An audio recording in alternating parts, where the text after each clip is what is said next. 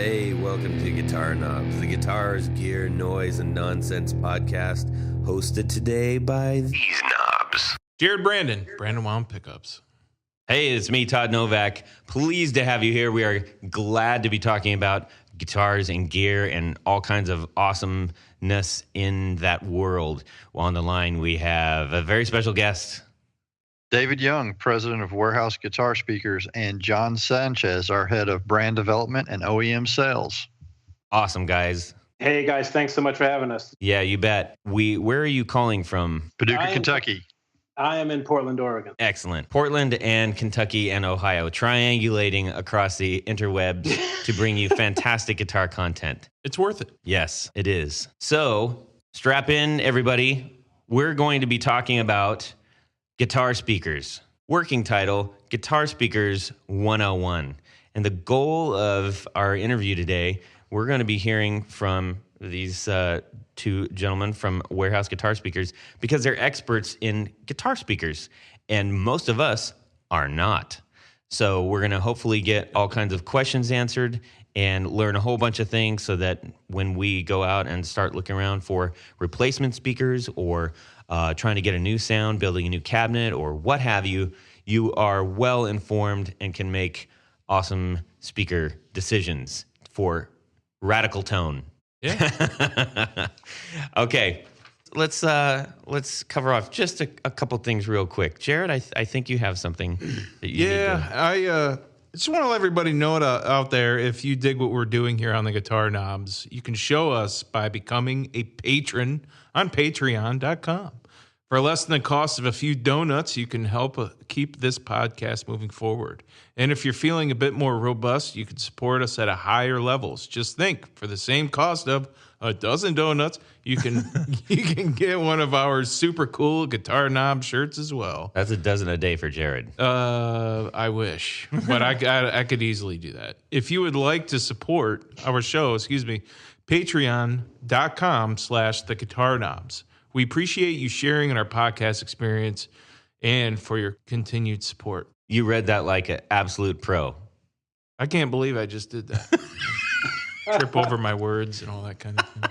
I felt like that was a professional level commercial right there. That was awesome, man. Yeah. Thank you. Yeah. All right. You should hear him play piano. So, What? I don't know. That's actually from it's one of my favorite quotes. I think I'm going to end up getting tattooed at some point because I sing in a couple bands, and I have an affinity for some of the Smiths lyrics, and I've never fancied myself as a singer, but I get told every once in a while I'm okay at it. So I thought, somewhere along the lines, having the lines, I know, the line from the actual song is, "I know you and you cannot sing." And he says, "That's nothing. You should hear me play piano." I love that. I think it's fantastic. What's it from? That's from Queen is Dead. Oh. Anyways, tally ho. Segue into guitar stuff, reality speaking. All right, let's talk about what we did in our guitar worlds this week, gentlemen. How about we start with David? What's going on in your guitar world? Well, the thing that's going on in our guitar world is we're working on our all pedal website. So a lot of people don't know, but we don't just make guitar speakers. We actually are an OEM manufacturer of guitar pedals, and we're working on adding a shopping cart so that all the DIY guys have access to all the just potentiometers and closures, all the raw parts that they need to repair or build their own pedal. We're working on that shopping cart feature. That's Cool. awesome. I love building pedals myself in a very DIY fashion. Actually, I have one on the desk right now. Ooh. Are you going to be doing kits or anything? I've really considered it, and so when the shopping cart is live, there won't be any kits to that day. Mhm. But in the future, it's a strong possibility. Cool. So it's something that's going to potentially grow and grow and grow. Right. More It's parts. basically, we've got tens of thousands of parts that we use for all these different boutique guys, and there's no reason that we can't offer the bulk savings that we have on this stuff to the DIY guys. That's awesome. It's good to have good options out there too. I mean, I know that there's a couple suppliers that are pretty solid, but sometimes, not everybody carries everything. So it's good to be able to have those options. Jared, what's going on in yours? Well, if you guys listen to all the podcasts out there, listeners, our last episode was all about true tone and isolated power and the advantages of all that. So I was so thrilled and happy and enthusiastic about it. I went ahead and purchased one of their products. One spot 12, right? Yeah, it was a CS12, Yeah. the one spot 12. And I have all the power things used up already. So everything's set up now. All the power outlets are used up except for, I think, like the 18 volt 800 milliamp. I'm not using that. I don't know what the heck I'd use that for. And then the two well, that would be for like a Strymon or something like that, like a big monster digital pedal. I don't have a big monster digital, so, and then two other ones that are really weird. So this thing's got millions of little options on it. It's got the dead battery type of thing, the 4 volt option. Right. It's got everything. It comes with plenty of chords. And you can switch the chords around, like my Electro Harmonics reverb pedal that had a big old power supply, and it had the 1/4 inch small jack, the 1/4 inch male jack instead of the regular power thing. Mm-hmm. Well, this came with an adapter for that, so I don't have to take up another power spot in the outlet. So awesome! I'm really happy with that product, man. Good, and you can daisy chain some of your analogs ones as within that as well. I can. I didn't need to, but. Yeah, I still have that daisy chain from the Boss rig. Actually, I set the new unit right on top of that Boss thing, and I still have the pedals sitting on that thing. We got to get you into a proper board, a big old board. Yeah. I might make my own. That's a good idea. So. Let's see. Let's go to John.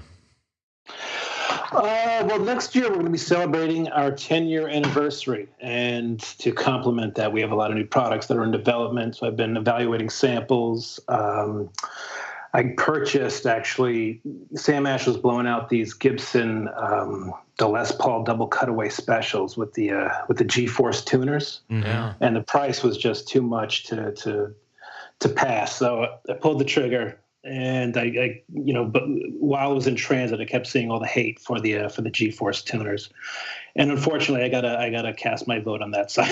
I'm not sure of the longevity and the real purpose of having a motorized tuning component on the instrument. It's really quirky. And I have no problem tuning the old-fashioned way. So I don't know how you guys feel, but I feel good with the old school style of tuning my instrument. I don't need another robot. No, I feel that if you're a musician, I believe you should be able to, to a certain extent, you should be able to know how to operate the guitar and do some light maintenance. That's how I feel about it. I mean, I guess if you are somebody who's going in and out of alternate tunings, if you're doing a lot of drop D, or even crazy more than that, I mean, all kinds of open G. But see, I don't know. I'm sure somebody's got a use for them out there, because I doubt that they would have made that product if it wasn't being asked for, especially in a live setting. Right. And a motorized part, which there's obsolescence in there somewhere. It's going to wear out at some point, and is it going to wear out in the middle of a gig and in the middle of a recording session? And with alternate tunings, usually you want to have a certain string gauge to complement that tuning to give you exactly the need. And when the guitar ships with 9 gauge, I mean, you're only going to do so many alternate tunings. Sure. Yeah. Innovation, it's better than nothing. So we'll see where it goes. But I mean, we're talking about them, so I guess mission accomplished to a certain degree. As for me, what do you have in your hands? I got a brand new pedal, which I'm like over the moon about right now.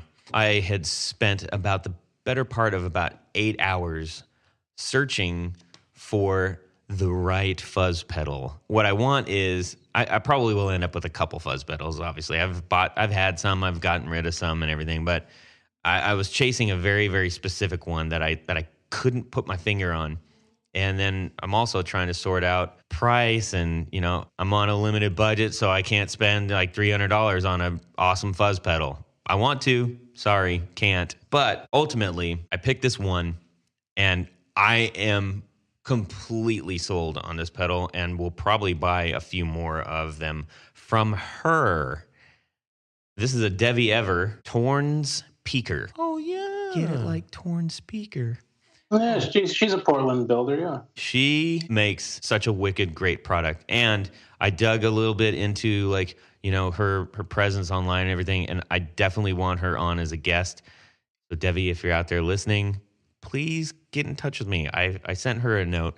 I'm sure she's very, very busy, but I love this. I absolutely love it. It is exactly the thing that I wanted for my new band, and it's well built, and it sounds amazing. And she signed it on the inside too, which is really cool. You know, It's a nice little touch. We've spoken many times about the notion of having things that are signature in our life. You know, like that. You know, I've said it before. It's a fingerprint from somebody else. It's not. You know, Boss pedals are great, but guess what?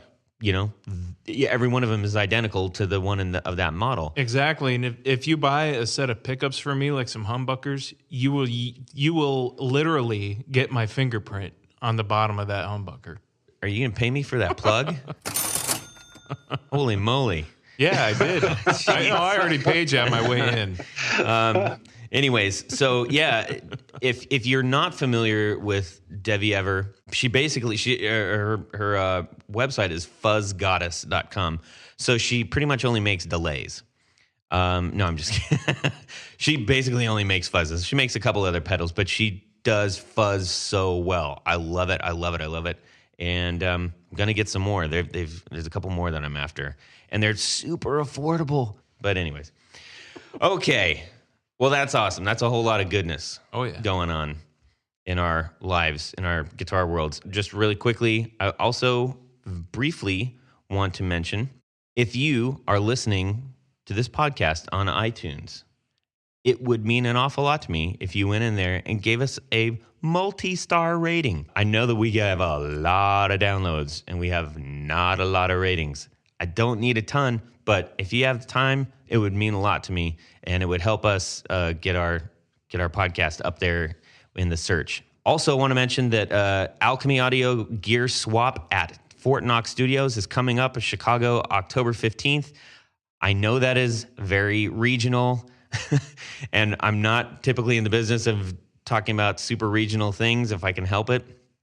But because we're going to be there, I feel like we should mention it. And it's going to be super fun. All kinds of dealers and individuals buying, selling, and trading. A vast array of musical instruments, gear, records, and other cool ephemera. They're gonna have local coffee, free beer samples from Maplewood Brewing and Distillery, food trucks, live music, raffle giveaways, and more. I don't know about you, but that sounds like my jam, man. It's gonna be super coffee, fun. Free beer, and you can meet the knobs. Yeah. And Johnny Ballmer from Alchemy Audio, who's awesome. And many more. Okay, so anyways, that's all the business. Let's get down to business. Let's do it. Let's see here. Now, I'm not going to lie to you all and pretend that I don't have a couple pieces of paper in front of me with a ton of questions. Not the only one. Because it's important, and I want to make sure we cover off as much information as possible so that after you hear this podcast, you don't have to spend hours on the internet trying to figure out how to buy a new speaker for your cabinet. I hope we succeed. Okay. Yep. Warehouse guitar speakers. Guys.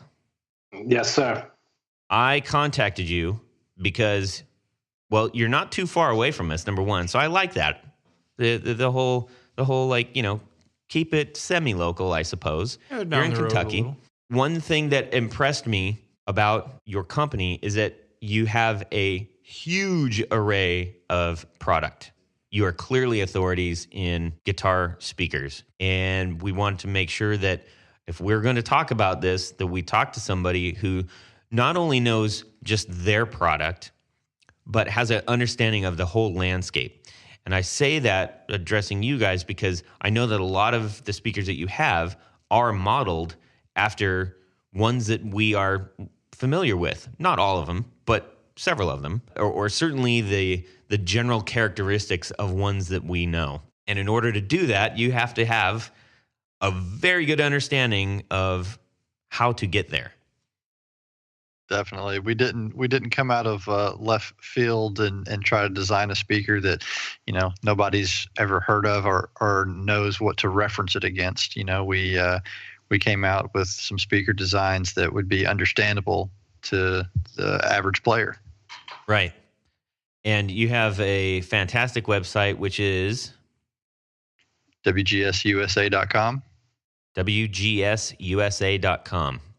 I spend a lot of time on websites, and I know that everybody's like, everybody spends a lot of time on websites. I actually do that for my career too. So I know good websites when I see them, and you guys have a really solid website. And I appreciate that as a consumer, being able to get the information clearly, being able to navigate clearly, making sure that I feel like I really want to buy the stuff that's on that site. You guys are doing a good job of compelling me to do that. Thanks. I appreciate that, because I am the same way when I'm shopping online. I need it to make sense and just flow right. And, we spent a lot, we invested a lot into making the site deliver the content that you want and just be simple to get through. Mm-hmm. It is. So why don't you tell me a little, why don't you guys go ahead and give us like an overview of what you're about besides my little blabbering on? The main thing we're about is making a great product in the United States. We're not mining the raw material magnets are made of and compressing that material into the shape of the magnet here. So a lot of the components, they're sourced all over the world. Like our cones for the British Voice series, for example, those cones are from one of the best cone suppliers in the world, Kurt Mueller. And we've chose them because they have the longest track record in the industry for the best British sounding cone there is. And just providing a product that is as true as it could be to the 60s and the 70s or whatever era we're targeting a specific model for. That's our main goal, and to do it in the States as much as humanly possible. We appreciate that. Oh yeah. Yeah, that's big. I think it's important. John, do you have anything to add to that?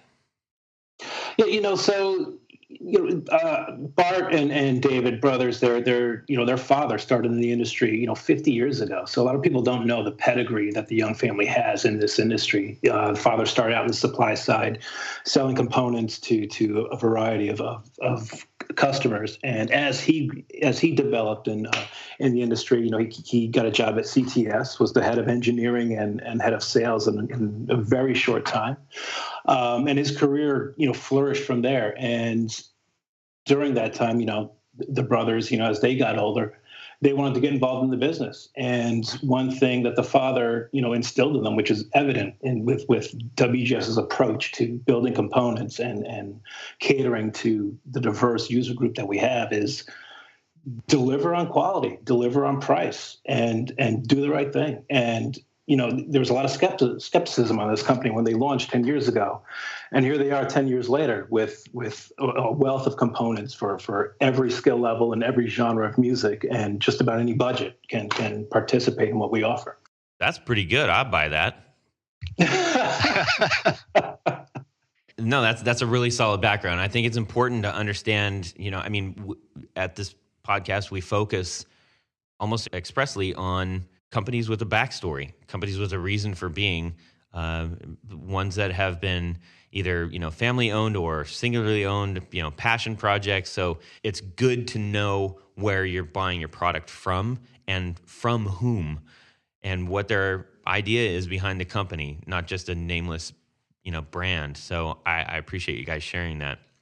Absolutely. We're not building these things for ourselves. It's our user group, OEM end user, that's given us this company, this life, and it's a pleasure to cater to them. We got a lot of new things coming out for 2018. Cool. Yeah, you guys can maybe speak to some of those once we get through our 101 here.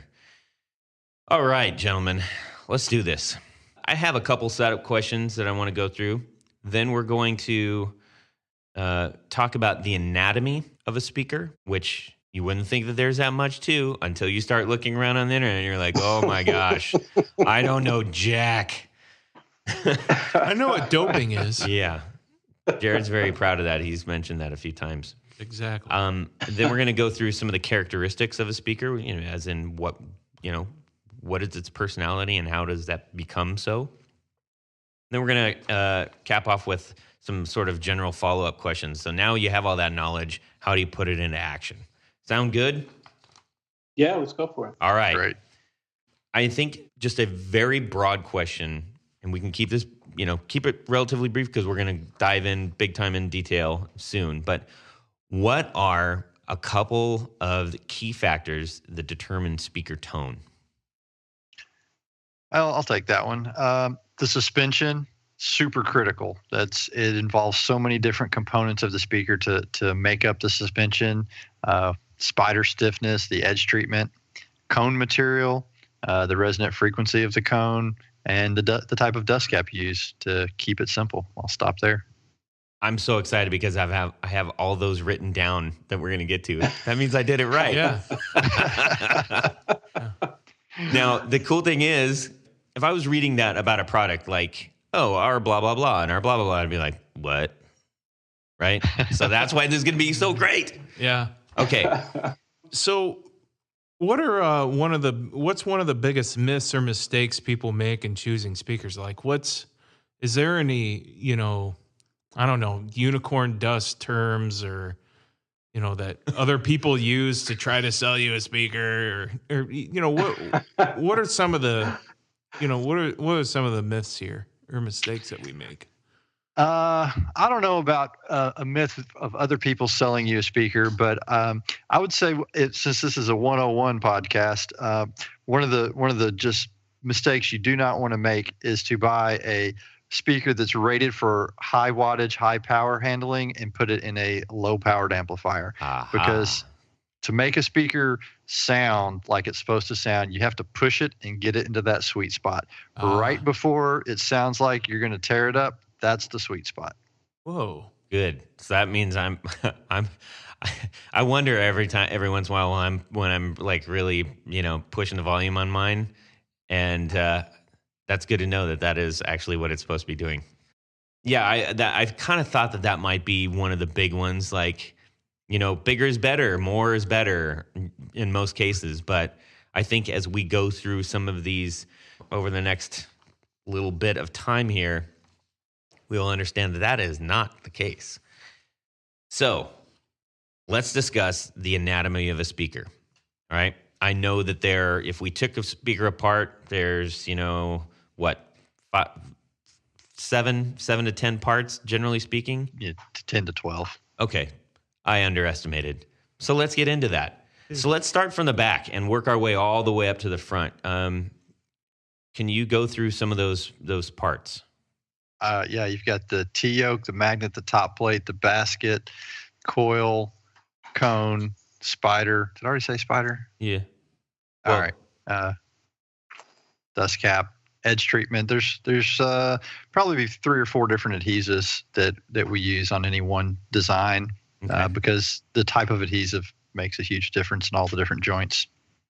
That is something that we will definitely want to hear more about. Let's start with the magnet. That's kind of like a big one. I'm going to kind of go through a handful of these so that we get a better understanding of everything.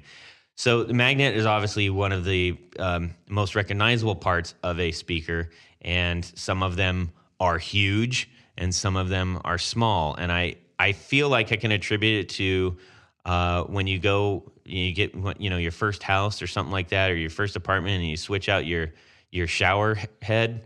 And you're just like, oh, I got to have the big giant rain one. and really, a lot of times the little tiny one gives you the most jam. So there is some truth to what you're saying, and there's some fiction to what you're saying. So a larger magnet, especially when we're talking about ceramic magnets, usually that's going to give you more low end and tighter low end.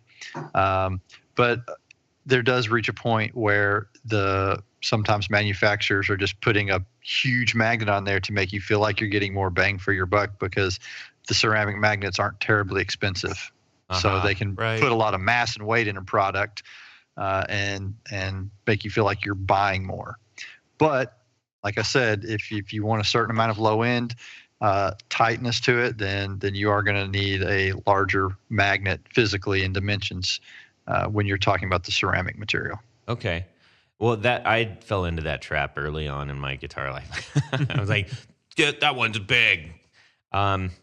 What about, so, you touched on ceramic. How about the materials? I know there's, ceramic, there's alnico, and there's neodymium. Neodymium, you got it. Yep, there's those three.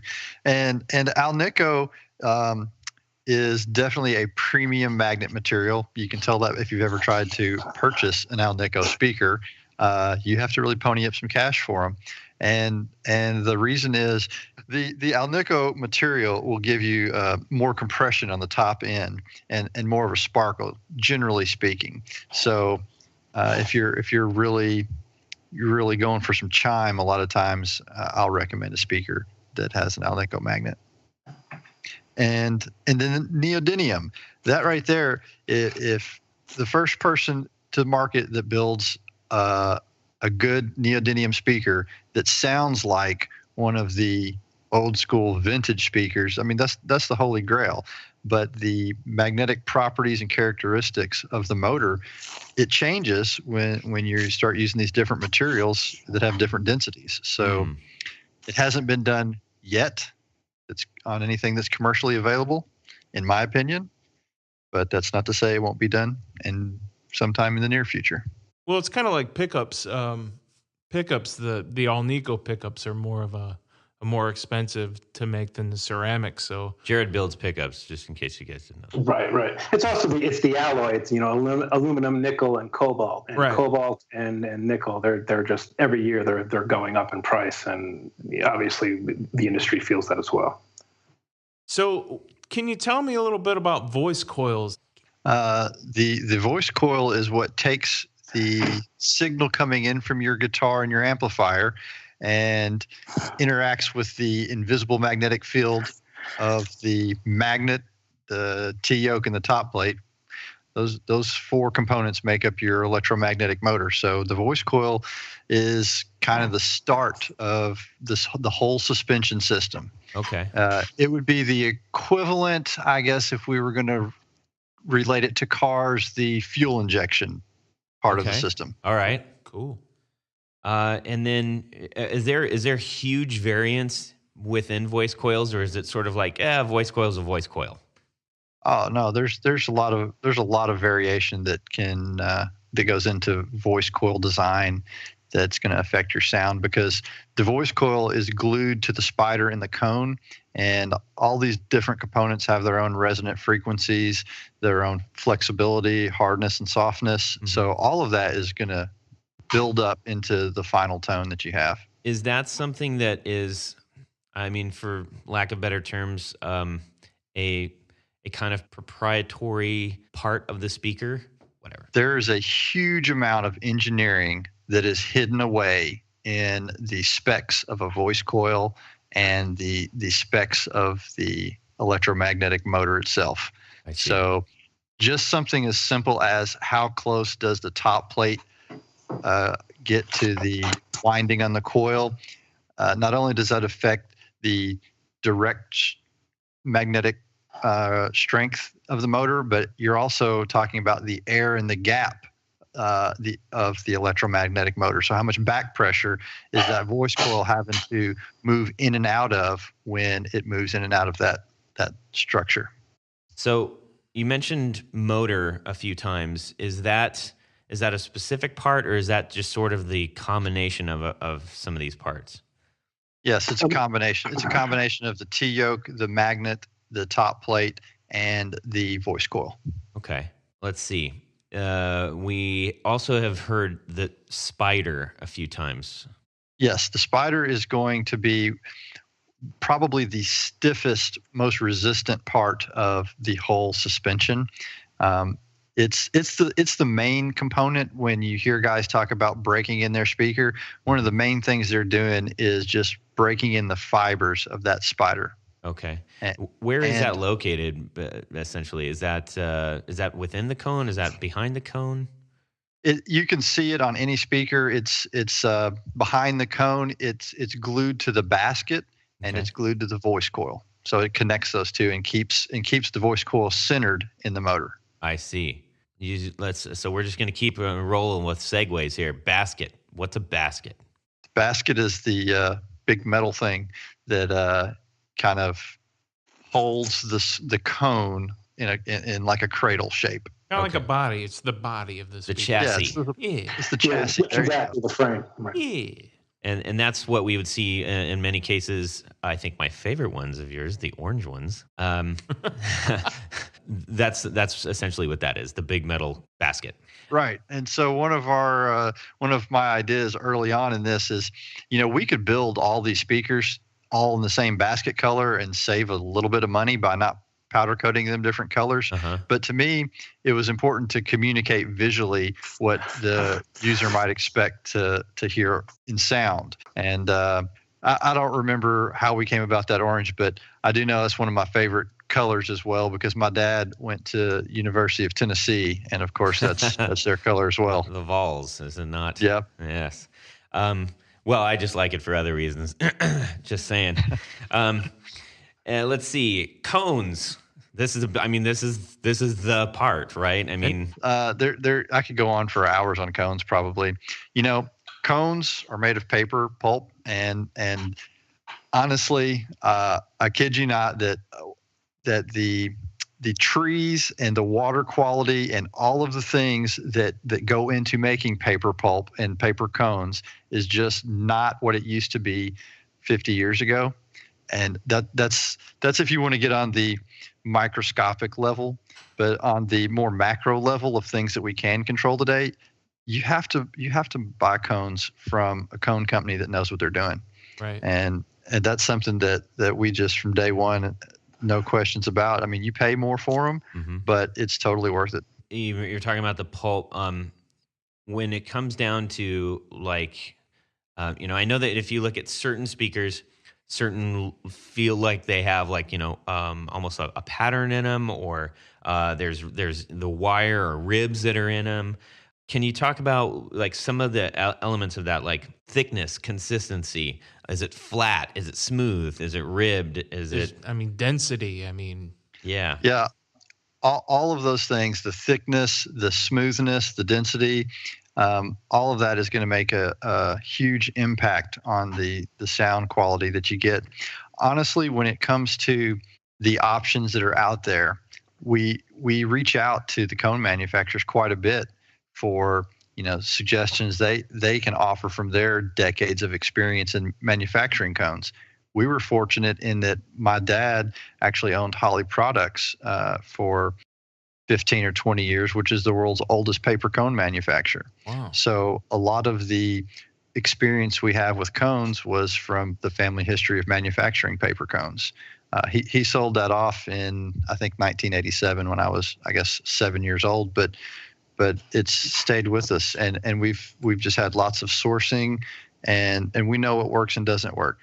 If you're wanting to look at a ribbed cone versus a smooth cone, a lot of times the ribbed cone is there to impede the breakup and give you some more headroom, and the smooth cone is going to let you just get crazy with the thing and have all the breakup. I love this. I just learned Wow. something. That's the biggest thing I'm like, why is this one got circles and ribs and the other one doesn't? Yeah. But it's like anything. So all of that statement goes one direction as long as you're also saying that the paper pulp is the same from those two. But Sure. You can go over to the American series and you've got a much harder, denser paper pulp, and everything I just said, half of it could go out the window. Okay, but that's good to know. So maybe the thickness of the paper pulp cone obviously contributes to maybe how much dynamics you're getting in the speaker. Is that fair to say? Yeah, I would say that's a fair statement.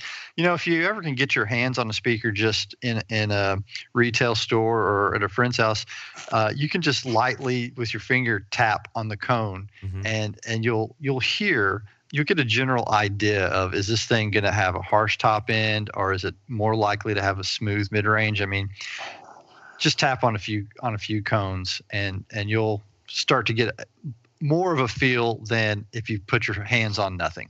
Gotcha. So, okay, let's keep going on the actual speaker anatomy here. After cones, we've got a dust cap. Does that do anything? Yeah, that does. That's gonna, one of the two big things a dust cap is going to do is let you control how much top end brightness or roll off you have, and then we have so a large dust cap, you're going to have more roll off on the top end. You can tame. If you've got something that's a little too harsh, we can put a larger dust cap in there and tame that. Or if you want a lot of high end, you'll see a much smaller diameter dust cap. Some guys use, some speakers will have a felt dust cap that's going to soften the sound of the high end. And then also we have mesh dust caps, and that's going to have a whole effect on the suspension of the system, because the cone and the dust cap are going to have less air resistance when it's trying to push in and out of the motor. It's really interesting because without that knowledge, if I'm just looking at a speaker, I can look at the difference between. I won't name the names yet on your site, but I can look at one that has a smooth cone and a tiny dust cap, and then I can look at one that's got a rib cone and a fat dust cap, and I'm like, that one looks cool and awesome and meaty, But that may not at all be what I need for my sound. And I didn't realize they had more than one purpose as well. That's pretty cool. Yeah. Let's go a little further here, and sitting on top of that cone is, well, I guess connecting the cone to the outer rim. That's the what would we call that? Is that the suspension? That's part of the suspension too, but the main part of the suspension is going to be the spider. But you got to have 2 points to keep everything in alignment. So that is definitely the second point, holding everything in alignment. And that's adhesive. That's what's holding the cone to the basket, is the adhesive. Okay. Now, is it the foam or the flexible material that? The gasket material. The gasket material. Sure. Okay, so yeah, with guitar speakers, you're typically going to find foam, hard paper, or cork, and they're different densities. And in addition to front loading or rear loading a cabinet, obviously the gasket material is going to be more detectable when it's a rear loaded cabinet, but the differences are really subtle. If you were to line up 3 cabinets and say, one was cork, one was hard paper gasket, and one was foam, and everything else is identical, I probably could not tell them apart. Okay, it is a very subtle difference. And so that's the part that actually connects to your actual cabinet, or in between your actual cabinet, right? It's if you're facing the speaker, it's that material going around the circumference of the driver. It's usually a little bit taller than the actual metal part of the basket, so that if you were to rear load your speaker, it'll compress that gasket against the wood of the speaker cabinet, so that you don't have the metal basket touching the wood speaker cabinet, because that would give you some sounds, resonances that you wouldn't be crazy about. And then alternatively, if you were going to load that speaker from the front, we usually include a much thinner gasket material that the user will apply themselves on the back part of the basket, and that keeps you from having metal on wood. The adhesive, in which other guys call doping, that term I heard, that's what's giving that paper that extra elasticity. The doping occurs on a different part of the edge. So the doping occurs where it's visible on the little M rolls or M shapes that you see in the edge. Gotcha. And that is to also adjust and change the response you get from the speaker. Right. So if you're looking at a speaker online and you see the part that's clearly paper, and this is where I was kind of going into, this one looks like it's got a lot of muscle because it has a lot, and it's got a very thick ring of that shiny adhesive, and it's got a big dust cap, and it's got ribs, or those are the kind of things that I was like, it looks like it's got more of everything, so that sounds really good.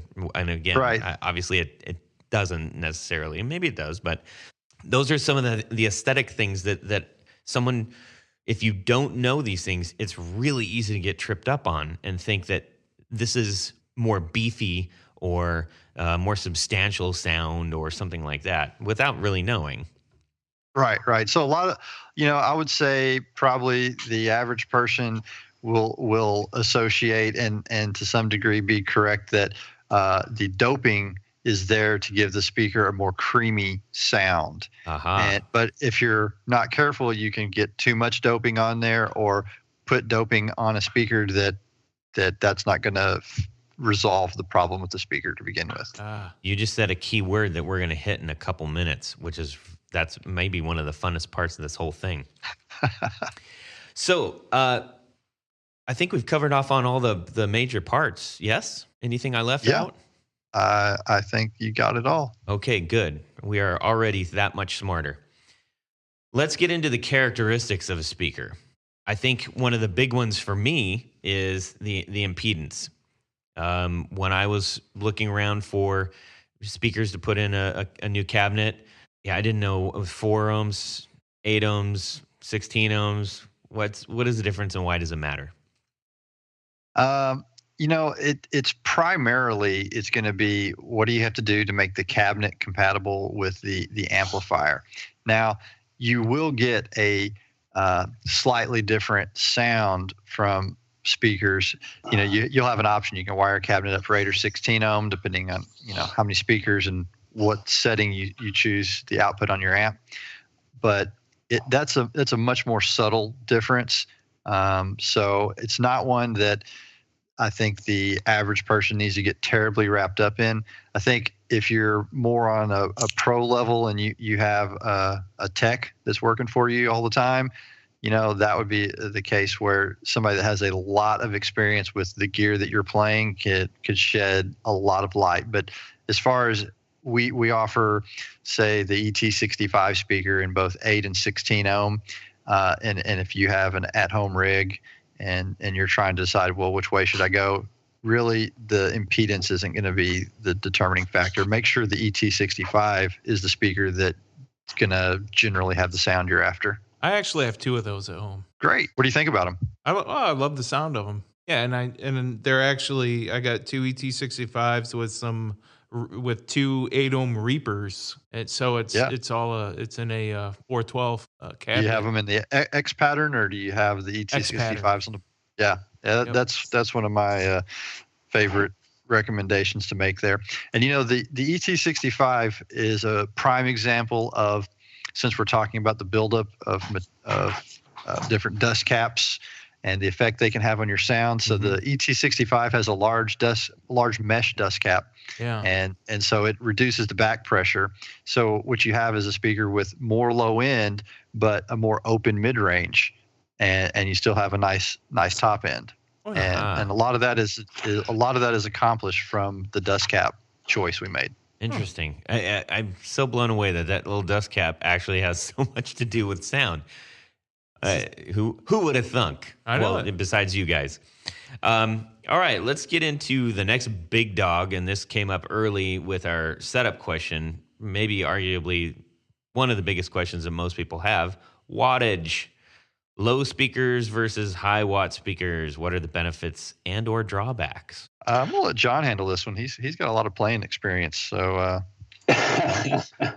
well, obviously the output of your amplifier and the genre of music is going to be a really big influence over your speaker choice. So, let's take like an AC30, for instance, 30 watt amp paired with 30 watt speakers, a pair of two 15 watt speakers, and matching, watt for watt with the speakers of choice, is part of that end result tone. Just, like in the 70s when people were pairing 100 watt Marshalls with, 412s with 25 watt greenbacks, and getting that the cone contribution as well to that final tone. And I mean, it's all that recipe really does influence the end voicing you're going to get from your playing. So things to consider are, if like I have a Blues Junior and it's only 15 watts.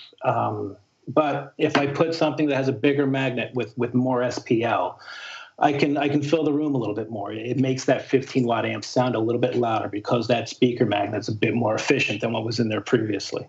So you can get different combinations that will give you high headroom. If you're using a higher wattage speaker that maybe has a thicker cone, doesn't break up as early, and then you're a slide player or you're doing country twang, that's the combination you should go for. But typically, a lot of players like to match the output of the amplifier. And give the speakers a little bit of room, because as we all know, sometimes these amps have spikes from the wall that can get fed through the cabinet. So, so you mentioned headroom, and I know that's a term that we hear a lot, but can you just describe that real quick for us? Headroom is the amount of volume and wattage you can put behind your speaker before it breaks up. Now, some speakers are designed to break up early. They're designed for gain. They're designed for different styles of music. So, somebody like I said, a country player or a slide player, they're not looking for a lot of early breakup. They want that headroom. They want the speaker to be as clean as possible. And under more demanding situations if they're using a lot of volume. And somebody like me who plays a lot of heavy music, I want some of that breakup earlier with a lot of low end. So I'm not looking for something with a lot of high headroom. I see. Now, I hope I'm not going to get down a rabbit hole and just say the word taco if I'm about to. That's the safe word. Yeah. So if you are somebody who maybe is doing a lot of like overdrives, distortions, fuzz, heavy duty stuff. In theory, you want a broken up sound. But if going into it, like let's say you have that AC-15 and I'm running this Devi Ever fuzz pedal that I just got and maybe a boost, am I going to want something that has more headroom in order to maintain more that extra volume, or do I want something that is going to break up earlier, or is that going to conflict with those pedals? I think something that is high headroom, something like the WGS 12L, cast frame, 2-inch coil, 200 watts. It breaks up. You can put some gain through it, but it performs better with cleaner, slightly overdriven tones, in my opinion. Okay. So you're putting something like a Devi Ever, which is an aggressive, raunchy fuzz sound, which you're going to get some of that through something like a 12L. But if you want to bring the best out of that type of circuit and that tone that pedal produces, you're going to want something more like a Veteran 30 or a Retro 30 that's designed to complement breakup and can handle the aggressive nature of that pedal. Okay, gotcha. We mentioned, you were talking about the myths and stuff, and I know that you just explained in great detail what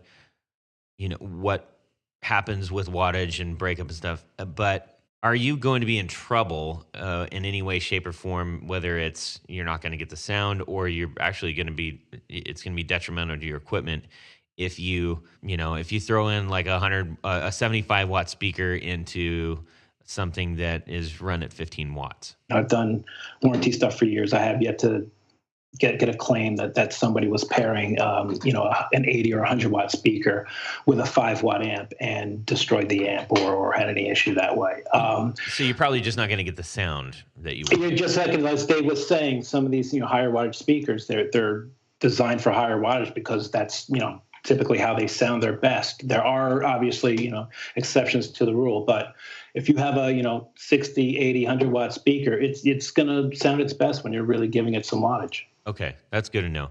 When I was originally doing this, that was one of the biggest confusing part. I'm like, well, wait a minute, what wattage do I pick?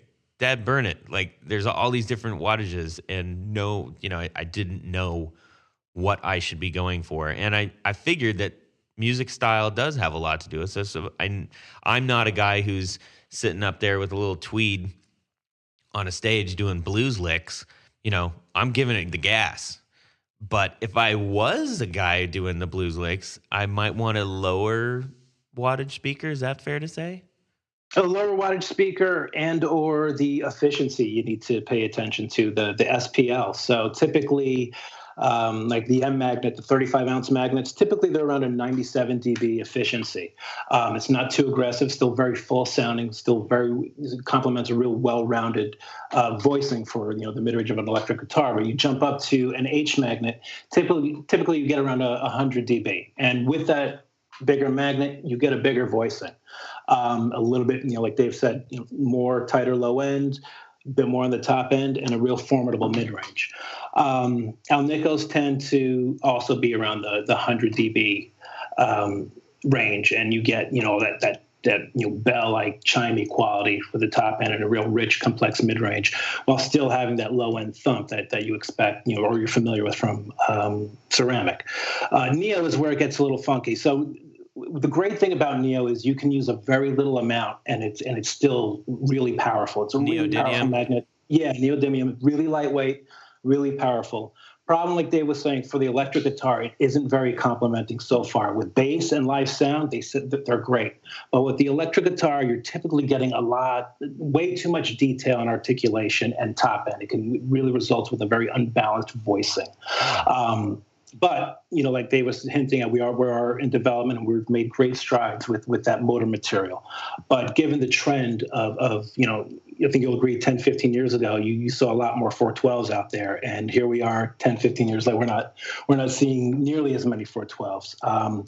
And guys are carrying these really heavy combos. So anytime they could take out, two 10-pound speakers and replace them with two 5-pound Neos and shave 10 pounds off their combo is huge. But to date, there's still a big tonal compromise with that. Interesting.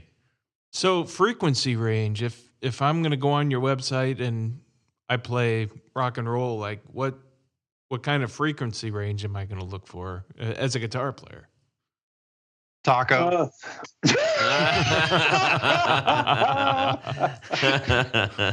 Well played. Okay, so maybe we don't have to go that far into it, but can you give us just a general what does that mean? So the frequency response for a speaker really dictates the application. So guitar, they're mid-range instruments. They don't really go too low. So if you plug a bass guitar into your Blues Junior or whatever guitar amp you have, eventually you're going to blow those speakers because that instrument is producing frequencies those drivers are not designed to handle. PA speakers often cross over with bass guitar because it's the application that it's the design of the speaker that can dictate the application. Right. So since PA and bass produce similar frequencies, you can comfortably use PA speakers with the right PA speakers with a bass amp. With guitar, you got to for the most part, if you're doing just straight ahead standard tuning stuff, you can pretty much go with any choice. You'll benefit your playing, depending on it's the right impedance, then the right wattage, etc. So we don't need to necessarily fret over a number or two off of either end of the frequency range when we're talking about just straight up guitar type stuff. Well, the problem is now we have 8-string guitars, 7-string guitars. Guys are tuning down, and the whole doom thing. It's music's evolving, and if you're doing something like that, if you're doing the gent thing or something that's really emphasizing the low end, and your instrument is crossing over into bass territory, then you should be a bit more conscious about what driver you're choosing. If you're playing that really heavy stuff, I would recommend a larger magnet, higher wattage speaker for the efficiency, and because it can capably handle the low end your instrument is putting out into your guitar amp. Okay, those are all good things that we just learned. Or if you're playing progressive, like prog mandolin. Mandolin. I mean, go with a regular, Green Beret or. Okay. So we got all right. So we've heard a few things. We're going to do a subtle segue here. We've heard a few terms that have gotten thrown out. And, the guitar world is notorious for our use of adjectives. An adjective is a descriptor.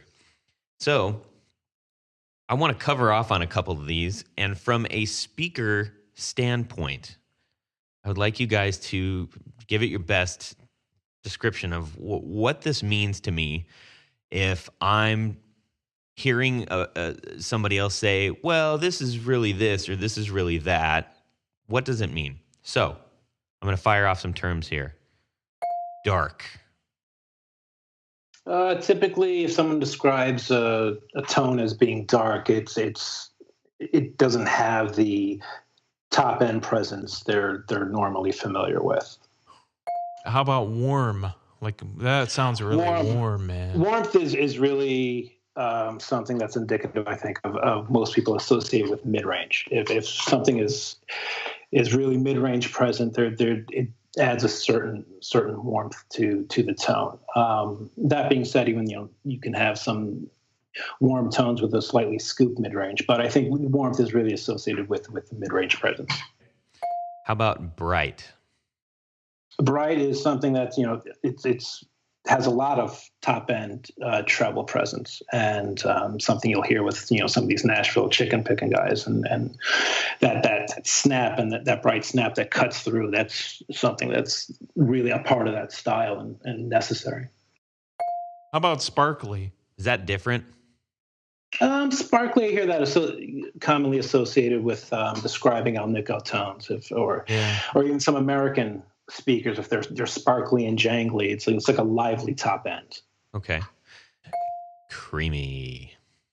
Creamy can be indicative of the voicing and the breakup. If something is just a really well-rounded tone and the breakup is super smooth and doesn't hit the ear harsh, and it's just really pleasant in every area of the frequency range, I think people describe that as being creamy.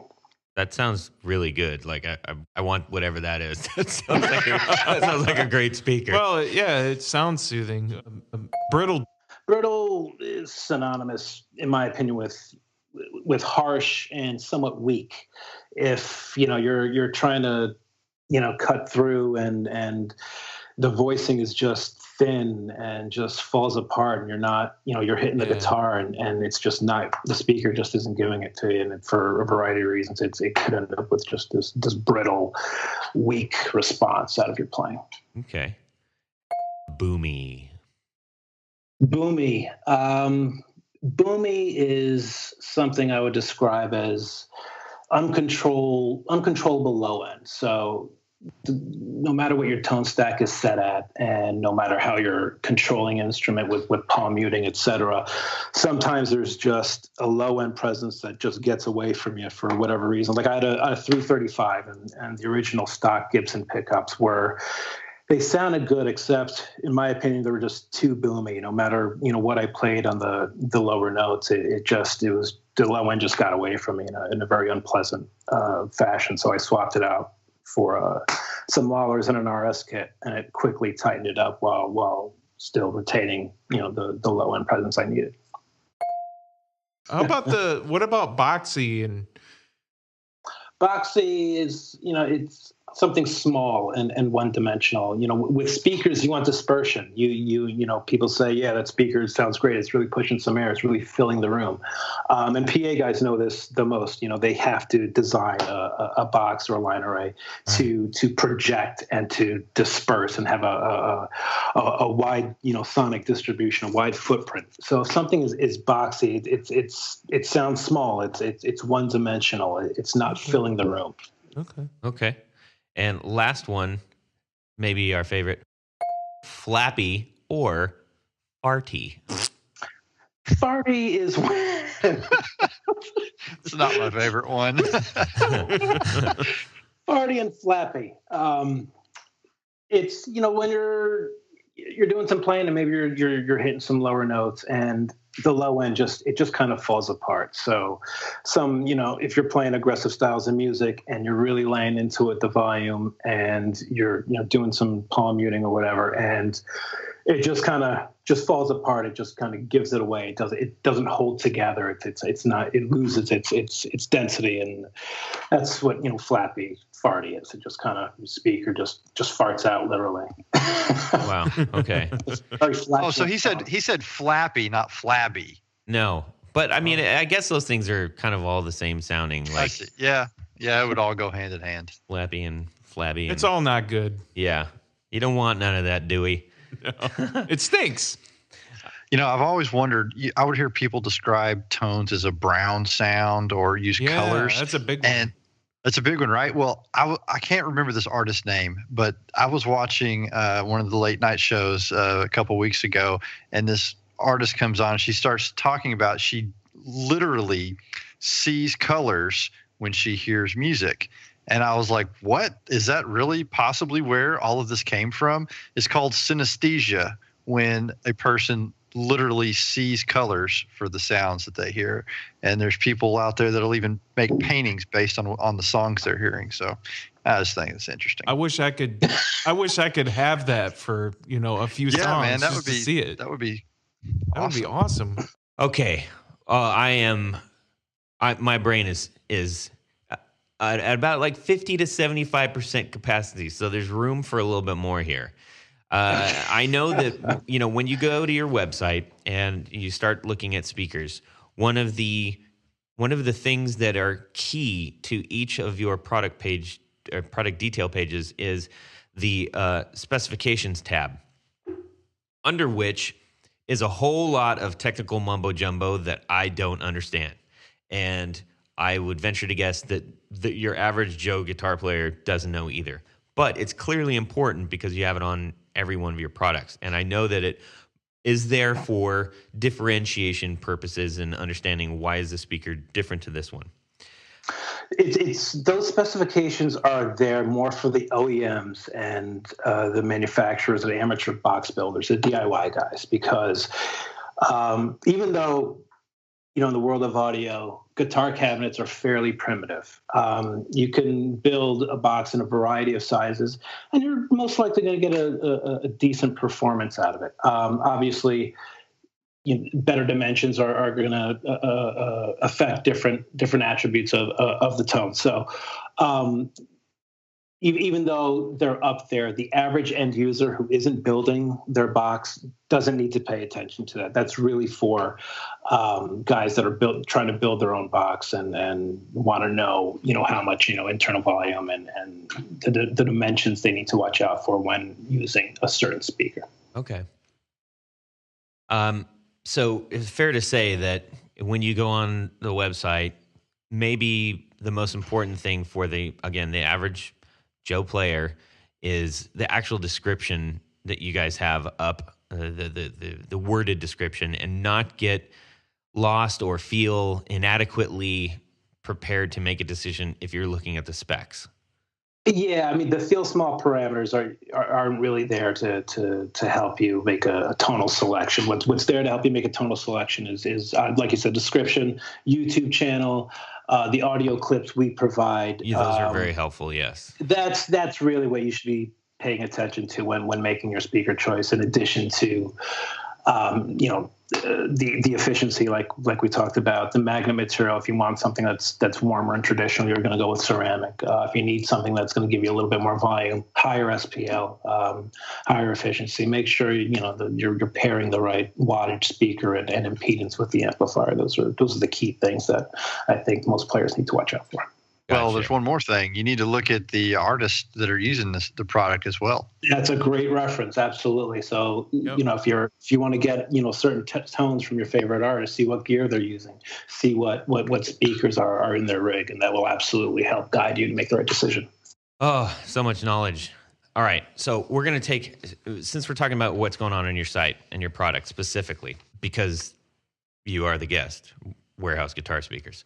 So approaching your site, two of the biggest things that we see are British and American, as far as we kind of have two paths that we can go by What do those mean to us?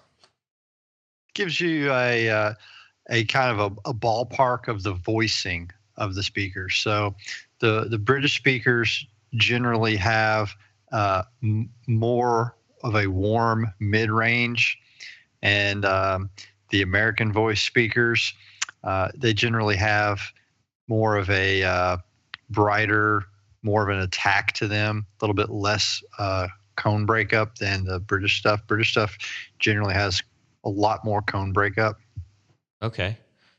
Is there, those are the really two just sort of overriding factors. If we want something that wants to be maybe a little bit creamier or more breakup-y, we go down the British path potentially.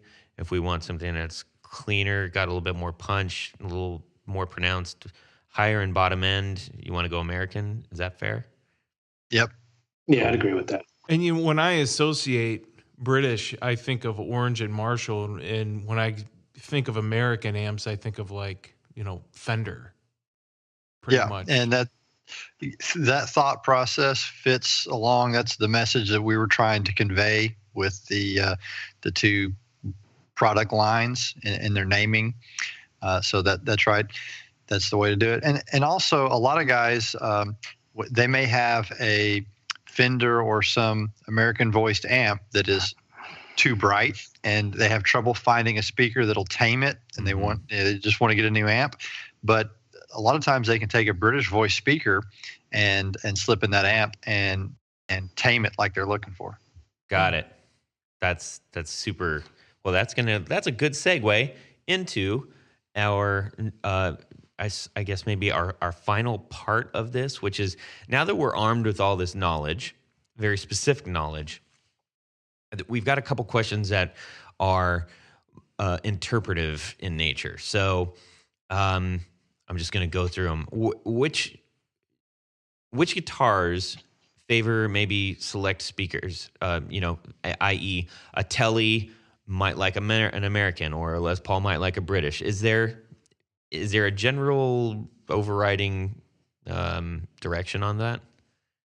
There's so many variables with that, because you could put, some hot pickups in a Tele and stray away from, the traditional styles of music that instrument was designed for. Mm-hmm. So it's really not necessarily the guitar, but it's the pickups and the style of music and the circuit that you're pairing the speakers with will really steer your choice. Okay. Does speaker size matter to tone? Oh yeah, absolutely. So with a 10-inch speaker, you're typically going to get more of an upper mid-range and top end emphasis, while the low end is present, but in a greatly reduced amount.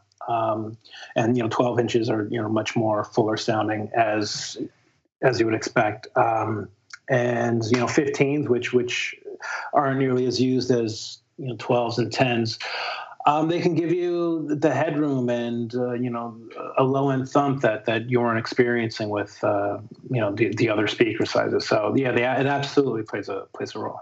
Okay. And also a larger speaker is having to move a much larger volume of air. Yeah. So the response time is going to be different in a larger speaker versus a smaller speaker, which is what attributes all the things John just mentioned. Okay. Yeah, why do we think that vintage speakers sound better? What gives it all that magic? I don't think it's just speakers. I think it's guitars. Guys are searching for early '80s TS-808s. I mean, it goes well past speakers. But I think with the speaker particularly, it's because it is a moving part. And when you have a moving part that's been used literally for decades, and it's been in the environment it needs to be to stay healthy all that time. You get a vintage character that is unachievable any other way. Like it's broken. Yeah, I mean there are tricks guys do by putting acetone and different chemicals on the spider and removing doping, et cetera. But when you do that, you're taking years of life off the speaker. So unless you're a regularly working professional who's performing and recording on a near daily basis, and you need a certain tone, I don't advise chemically altering the build of your speakers. Just play them normally and practice more, and break them in the old-fashioned way. But vintage speakers, there's there is something to that. I've heard great examples and I've heard not so great. It's like anything else, and they can get tired after a while. So no matter what that pulp formula is, if it's just been beat to hell for 4 decades, it's going to show when you play it. Got it. This is a real big one. How much does your cabinet affect your speaker choice? Ooh. Open back, closed back, materials? Wow. Yeah, it's absolutely a factor. Because like I said, I play like a lot of heavier stuff. I prefer closed back because you get more of that low end reinforcement with a closed back. That being said, I have a pair of Forte 112 speaker cabinets, which are one of some of my favorite cabinets. It's a shame they're not around anymore. They're excellent. It's kind of like a blend of a closed back and an open back. Has those, I don't know if you're familiar with the product, has those 2 vents on the side of the cabinet with a closed back design. Mm-hmm.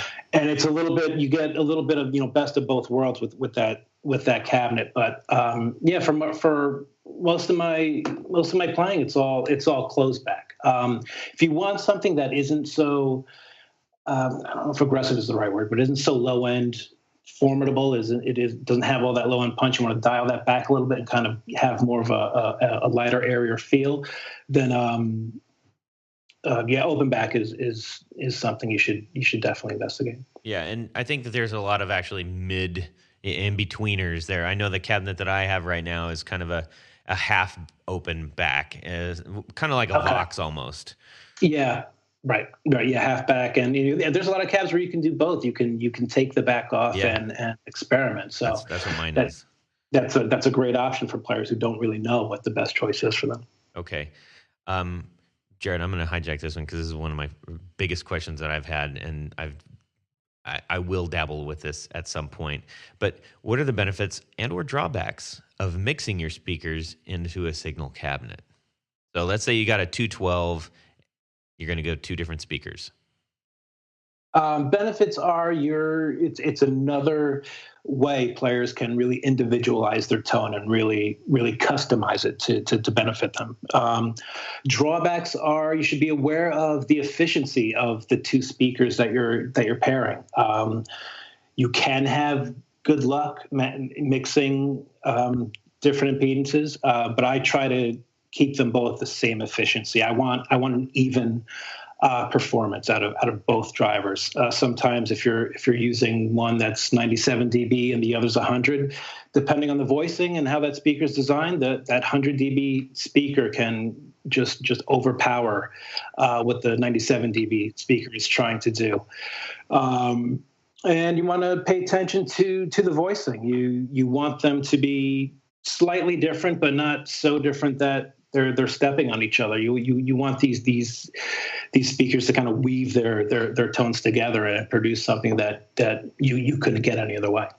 So as far as voicing and all that kind of thing, and that kind of brings me to cabinet grills. Should my cabinet grill, if it's metal grill or cloth, should that influence what speaker I choose? It will influence the tone. So, the old Marshall, basket weaves, etc. They, some of that grill cloth, it attenuates the high end to a certain degree. So that material, whether it's a metal grill, traditional cloth, whatever it is, it can influence that tonal response you're going to get. So people say no matter how dirty it is, keep the original grill cloth on there. Yeah, absolutely. Yeah.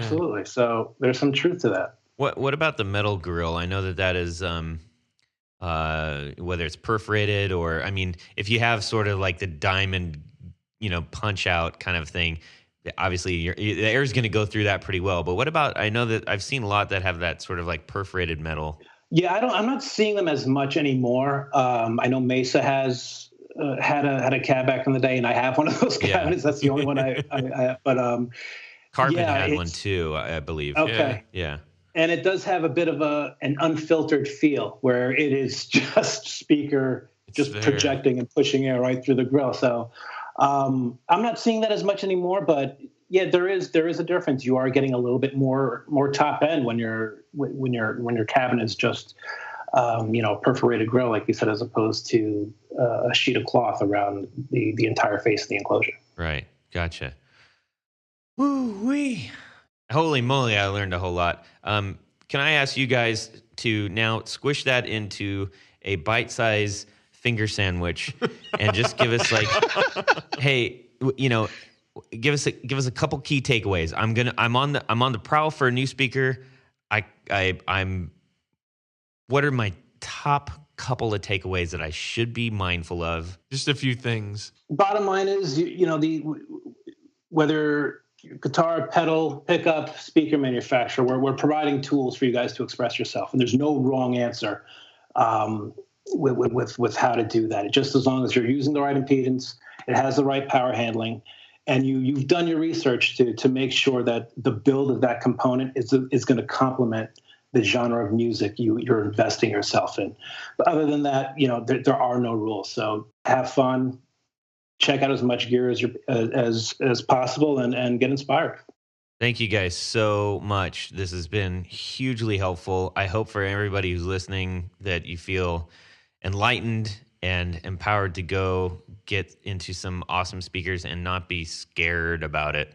And if you got questions, you can always, email wgsusa.com. So please feel free to reach out and we'll help you any way we can. Excellent. All right. Let's get out of Speakerville and head. Well, we're kind of still in Speakerville. Right. So let's do our Would You Rather? Would you rather? Yeah. So we've got a fun one this time. We were talking about speakers, and speakers go in things. That's right. So would you rather you've got some awesome speakers. Would you rather throw them in a custom brand gold sparkle? Custom with a K. With a K, like the tuck and roll. Oh, yeah. The beautiful old, crazy looking speedboat material. I love those things. Or are you going to go Marshall white snakeskin? Okay, John. I'm going with the sleazy Marshall white snakeskin. Don't qualify that or anything. Okay. Excellent. Any particular reason why? Those bubble jacket custom things, just gold sparkle. It's more like, if I was a Las Vegas lounge act, then all day custom gold sparkle. Right. Okay. All right, Jared. Oh man, I'm custom all the way. Give me the gaudy sparkle speedboat, glorious. Jared loves eye candy. Anything sparkly. Yeah, I'll wear bell bottoms too. Well, okay. David. I'm snakeskin, just all the way. There you go. Okay. Any particular reason? That's just I guess that's the given the two choices.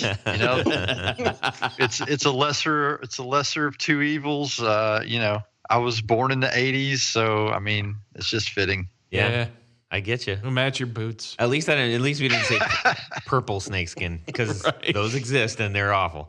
I've seen them. I'm going gold sparkle custom for sure because it kind of lends itself to some of the music I play, which is sort of it isn't what you think. It isn't Las Vegas lounge, and it isn't full on. It's not glam or anything. It's sort of dirty Detroit. Kind of stoogey, So I was like, put that in there. You want an old beat up one. But I want the tall one with like the vertical so crazy. 412s. Custom came out with some crazy stuff back in the day, man. Yeah. All right. Well, awesome. You guys, this has been so much fun. We're so glad that you came and did this for us. And I really hope that our audience can go out there and get some awesome tones and hopefully visit your website to do so. Thanks so much, guys. Really appreciate it. All right. So, the guys over here at Warehouse Guitar Speakers are got a little something for everybody out there. And by everybody, I mean not just the people who are interested in purchasing, but I think this is an admirable thing. It's going to potentially help a lot of people. Go ahead, guys. We absolutely want to support the community that's been so good to us over the years. So if you're a victim of Hurricane Harvey or Hurricane Irma, and need assistance getting your rig back together with getting some speakers, please think of WGS. We absolutely will go to bat and get you the right discount, the biggest discount we can, and help you get your rig up and running. Guys, thank you so much. That's a very generous offer, and I'm sure everybody out there that is affected is happy to hear that. So we'll make sure that they get the message in every way possible. It's been quite a show. All right, everybody. So we want to thank our executive producers, Tom Barazin and Martin Cliff, and David Wolfson, and Matt Brammer, and Carlos Mancha for their support. Thank you. And they are good friends of ours now. They're patrons. Yeah. So, hey, if you want to become an executive producer, you can head on over to patreon.com/theguitarknobs to find out how. And I'll say your name clearly so everybody can hear it. All right, everybody. One thing left to say, thank you to Warehouse Guitar Speakers, and subscribe! Yeah. Well, that's it for these knobs. Please visit our Patreon page at patreon.com/theguitarknobs. Visit our website at theguitarknobs.com for all of our past episodes, 4 on the Floor blog, and other good stuff. You can connect with us on social too at our Facebook page and share your gear and stories on our Facebook group. Also, be sure to check out our Instagram at Guitar Knobs. Catch you next time.